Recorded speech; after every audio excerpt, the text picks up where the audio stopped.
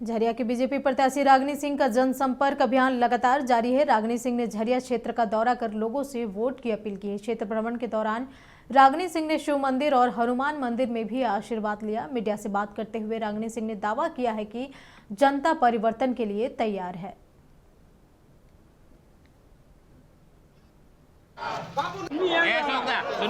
जिस तरह से युवाओं से लेकर बुजुर्गों से लेकर महिलाओं से लेकर हर कोने कोने से आवाज़ आ रहा है, भारतीय जनता पार्टी जिंदाबाद, भारतीय जनता पार्टी जिंदाबाद। तो आप समझ सकते हैं कि लोग किसे चाह रहे हैं, किसे नहीं चाह रहे हैं। और निश्चित तौर से झरिया विधानसभा से इतिहास रचने के काम हमारे झरिया की जनता करेगी और लोग कमल ही कमल झरिया के कोने कोने से जब फूल खिल के निकलेंगे तो 23 तारीख को आपको दिखेगा। और सबके अंदर जो उत्साह, जो लगन दिख रहा है, ये भारतीय जनता पार्टी की सरकार बनने से झरिया तो है ही, पूरे काशी के